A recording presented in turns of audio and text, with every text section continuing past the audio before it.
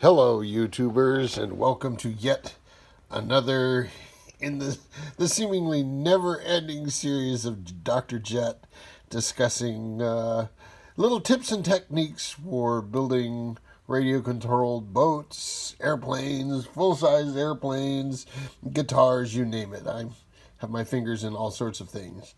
Today we're going to talk about detonguing a propeller and reducing the diameter.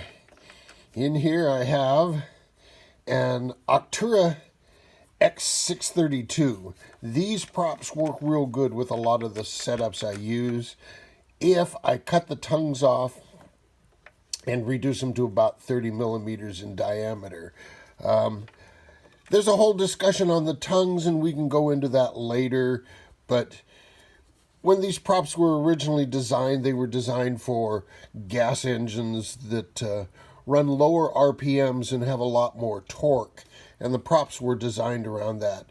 In electric uses, we're spinning these things 2 and 3 times faster than internal combustion engines, and we don't need this little blade area here that's at a lower pitch than the rest of it, because what's happening is just as this blade is exiting the water and giving its maximum push, this other tongue over here is digging into the water and slowing it down because it's a lower pitch. The pitch changes as you go across this whole blade.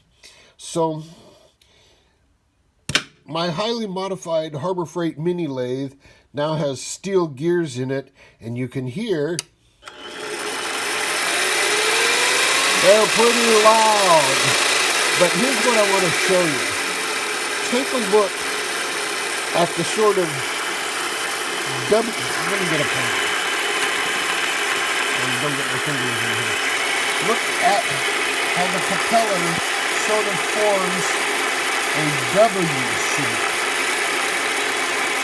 We're going to take that and we're going to make a nice C shape in it. And I'm going to turn this off so you can hear me. So what I have is I've got a propeller shaft here, a drive dog, and in this piece I've put in a ball bearing to support this end of the shaft so it doesn't move around. And what I'm going to do is while this thing is spinning, I'm going to take a Dremel tool and I'm going to work on that W shape, and I'm going to make it a C shape.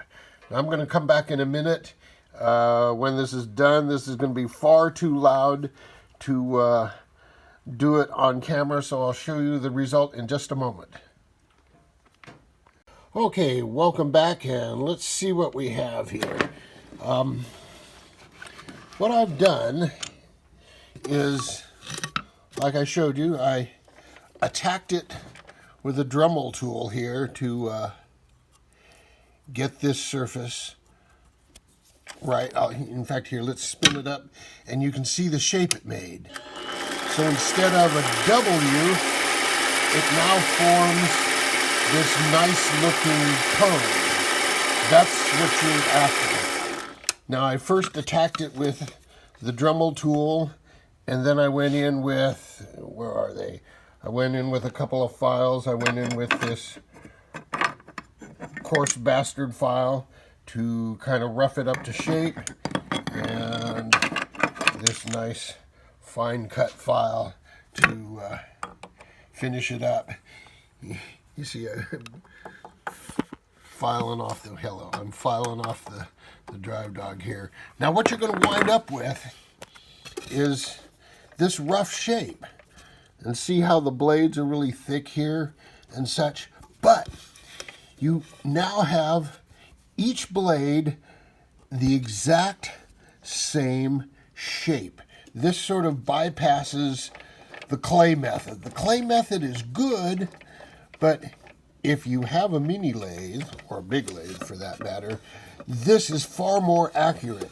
You still need to do all the filing and thinning and balancing and such that you normally would do, but this is how I get the overall shape and detonguing. So now I've reduced the diameter, taken off the tongue. It's time to sharpen and balance as normal. Okay, jet out.